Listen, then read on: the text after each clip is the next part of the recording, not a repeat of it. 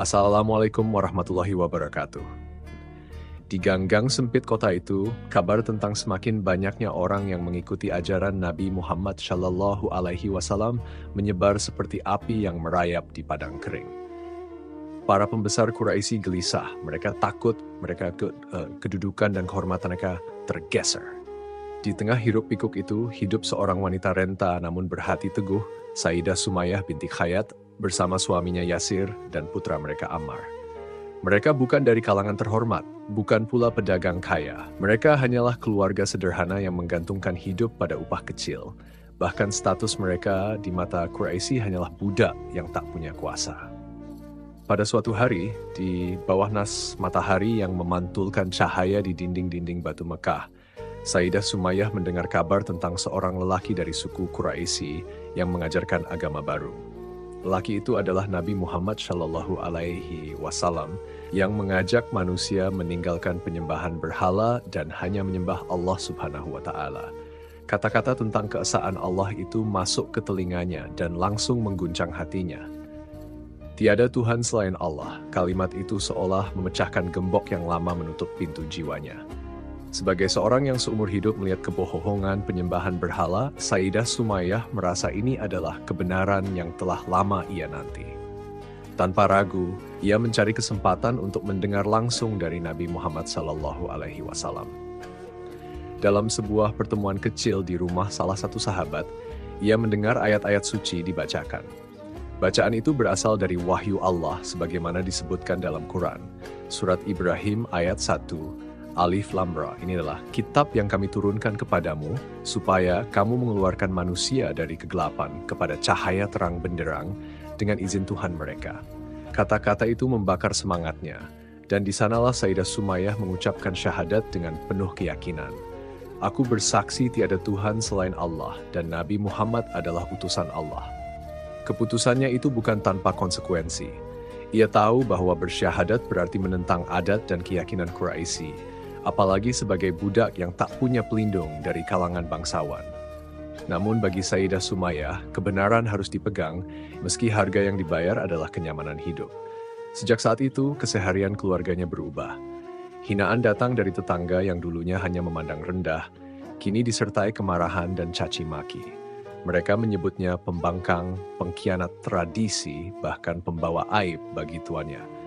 Kondisi ekonomi yang semula sudah sulit, kini semakin terpuruk. Pekerjaan mulai dicabut, upah ditahan, dan bantuan dari kerabat dihentikan.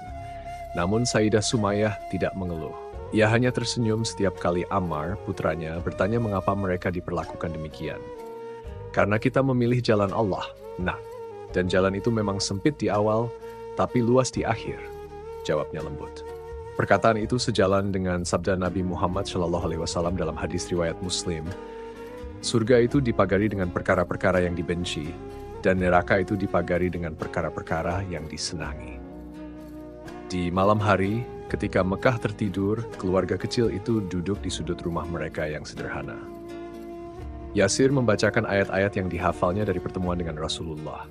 Suara itu menjadi penawar hati yang lelah oleh cercaan siang hari. Mereka tahu, di luar sana para sahabat lain pun mengalami hal serupa. Bilal bin Rabah dipukul di tengah padang pasir, Khabbab bin Al-Arat dibakar punggungnya dengan besi panas. Semua itu karena satu alasan. Mereka beriman kepada Allah. Namun, di balik kesabaran itu, ada mata-mata Quraisy yang mengamati. Mereka melaporkan kepada Abu Jahal bahwa keluarga Yasir termasuk pengikut Nabi Muhammad Shallallahu Alaihi Wasallam. Abu Jahal yang terkenal sombong dan membenci Islam menyimpan nama Sumayyah dan keluarganya dalam daftar orang yang harus dipermalukan di depan umum. Meski kabar itu belum sampai langsung pada keluarga Yasir, tanda-tanda tekanan mulai terlihat. Tetangga yang dulu masih mau berbicara kini menjauh, orang-orang yang lewat di depan rumah memalingkan muka dengan sinis, dan beberapa anak-anak bahkan berani melempari rumah mereka dengan pasir. Suatu sore, saat Sumayyah menimba air, seorang wanita Quraisy yang dikenal sebagai penyembah setia berhala mendekat dan berkata sinis, "Engkau mengikuti Muhammad? Perempuan tua, apakah kau tidak takut dibuang tuanmu?" Sumayyah menatapnya dengan tenang dan menjawab, "Aku takut pada murka Allah, bukan pada murka manusia." Kata-kata itu membuat si wanita tersinggung dan berlalu sambil menggerutu. Bagi Sumayyah, keberanian itu bukan untuk mencari masalah, melainkan karena keyakinannya bahwa Allah selalu melihat. Hari demi hari, ia mulai merasakan bahwa ujian ini bukan hanya cobaan fisik, tapi juga ujian hati. Kadang, saat malam sunyi, rasa takut sempat menyelinap. Bagaimana jika mereka benar-benar disiksa?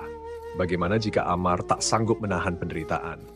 Namun setiap kali rasa itu datang, ia mengingat firman Allah dalam Quran Surat Al-Ankabut ayat 2, apakah manusia mengira bahwa mereka dibiarkan mengatakan kami telah beriman, sedang mereka tidak diuji?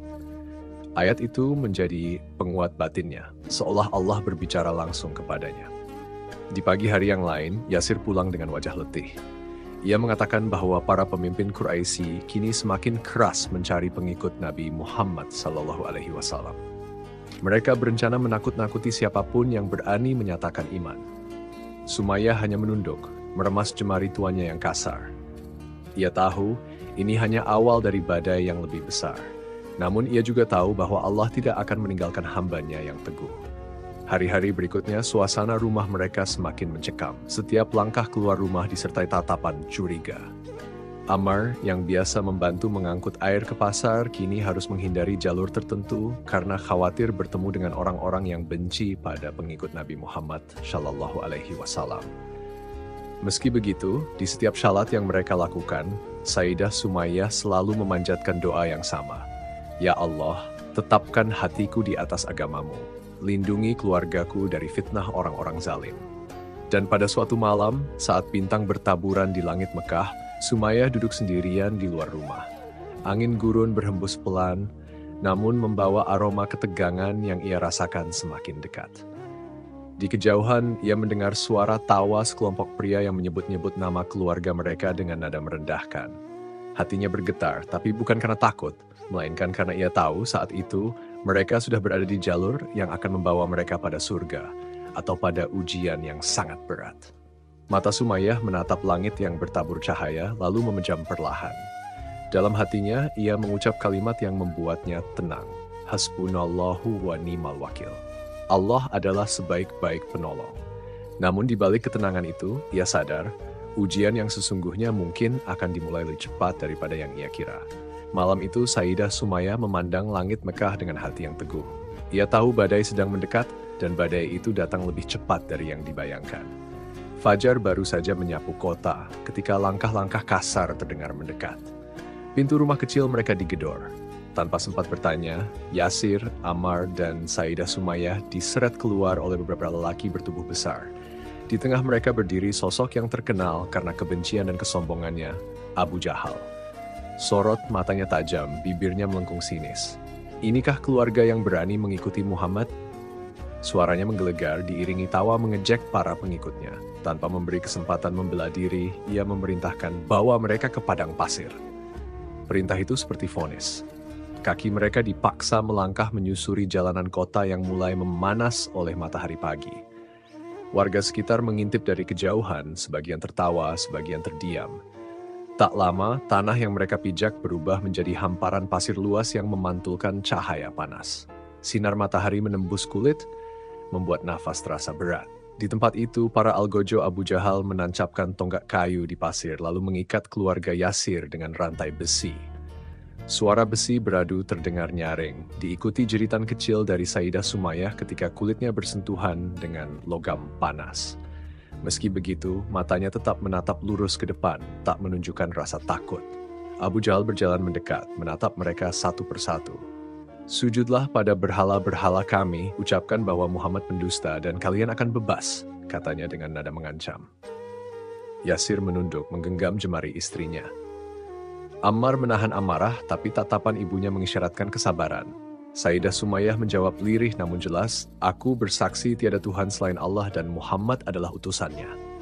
Kata-kata itu seperti cambuk bagi harga diri Abu Jahal.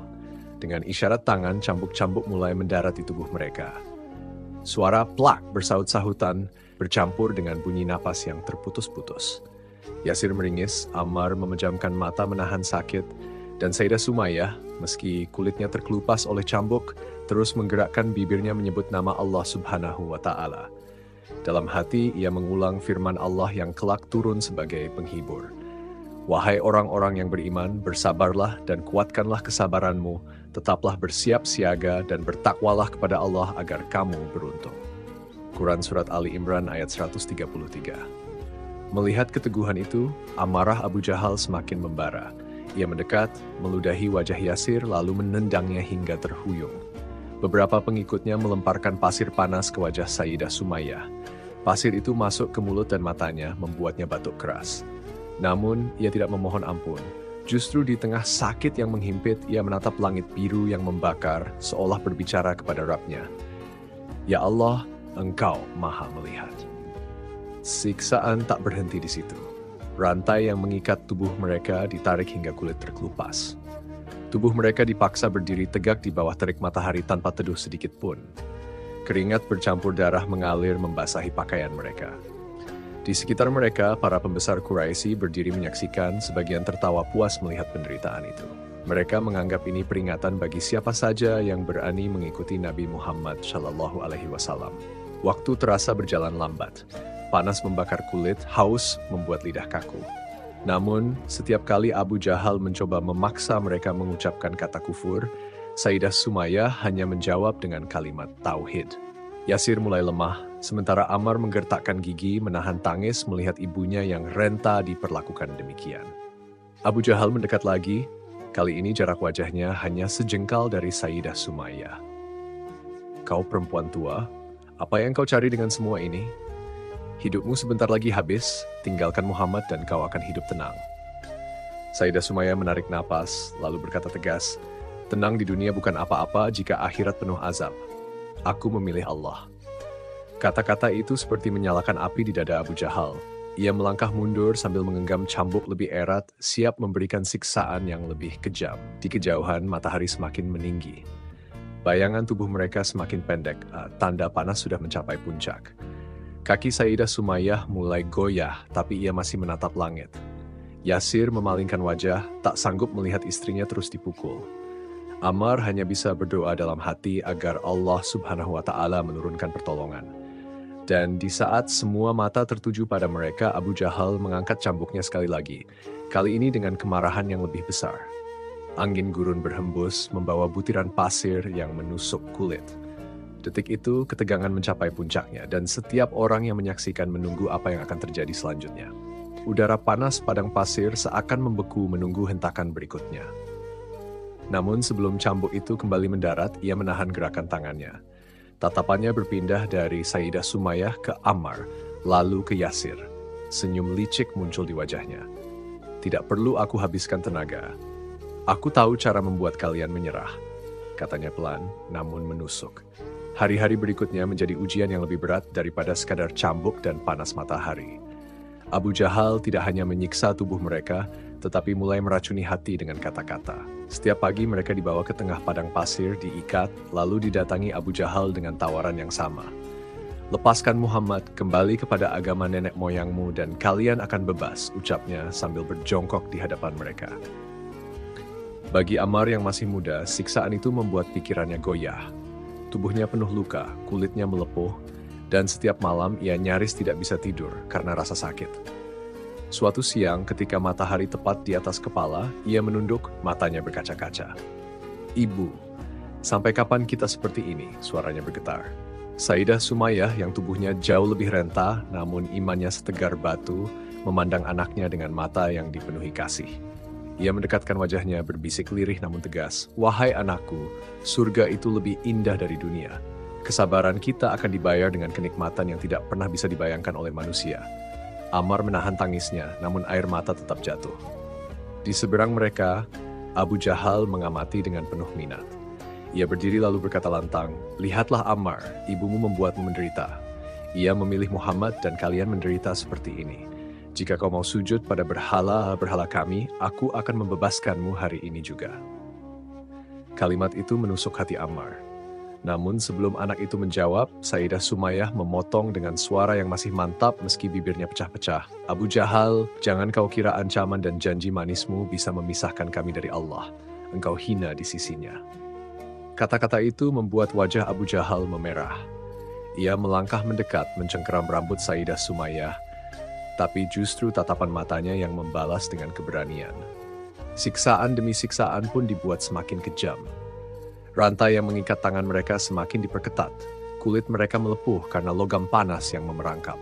Beberapa kali mereka diberi sedikit air hanya untuk bertahan hidup, namun air itu dibuang jika mereka menolak perintah Abu Jahal. Setiap kali mereka menolak, tawa ejekan para pengikut Quraisy terdengar semakin keras. Namun di tengah itu semua, keimanan Sayyidah Sumayyah tidak bergeser sedikit pun. Dalam hatinya, ia mengingat firman Allah yang kelak akan turun menguatkan orang-orang beriman. Janganlah kamu lemah dan jangan bersedih hati, padahal kamulah orang-orang yang paling tinggi derajatnya jika kamu orang-orang yang beriman. Quran Surat Ali Imran ayat 139. Kata-kata itu mengalir seperti air di padang pasir yang kering, menenangkan jiwa dan meneguhkan hati. Suatu sore, Abu Jahal kembali datang dengan langkah lebar. Kali ini ia membawa patung kecil dari batu yang dipuja oleh kaum Quraisy. Ia meletakkannya di hadapan Sayyidah Sumayyah dan berkata, "Sentuh ini dan semua penderitaanmu akan berakhir." Suaranya terdengar seperti racun yang dibungkus madu. Semua mata tertuju pada perempuan tua itu, menunggu jawabannya. Sayyidah Sumayyah mengangkat wajahnya yang penuh luka, darah kering masih menempel di dahinya. Dengan suara yang tidak gemetar, ia berkata, "Aku bersaksi tiada Tuhan selain Allah, dan Muhammad adalah utusannya." Tidak ada keraguan, tidak ada jeda. Kalimat itu meluncur seperti pedang yang menebas tipisnya kesabaran Abu Jahal. Ammar yang berada di sebelahnya menatap ibunya dengan campuran kagum dan takut. Ia tahu setiap kata itu akan menambah kebencian Abu Jahal. Namun ia juga tahu bahwa itulah kalimat yang menjaga mereka tetap hidup di mata Allah Subhanahu wa Ta'ala, meski tubuh mereka hampir mati di dunia. Abu Jahal terdiam beberapa saat, wajahnya berubah pucat karena amarah yang ditahan. Lalu, dengan senyum tipis yang penuh ancaman, ia berbalik kepada para pengikutnya. "Jika kata-kata tidak membuat mereka menyerah, maka kita akan buat mereka menyesal." Ucapan itu membuat udara padang pasir terasa semakin berat, seolah bahkan angin pun enggan bergerak. Sayyidah Sumayyah menutup matanya sebentar, mengatur napas. Ia tahu bahwa badai yang lebih besar sedang menunggu. Namun ia tidak akan bergeser dari imannya, walau langkah berikutnya mungkin akan mengantarkannya pada kematian. Udara padang pasir siang itu terasa seperti bara. Abu Jahal berdiri di hadapan mereka dengan napas berat, sorot matanya menyala oleh amarah yang belum terluapkan. Ia menatap Sayyidah Sumayyah lama, seolah mencari celah untuk meruntuhkan keteguhannya.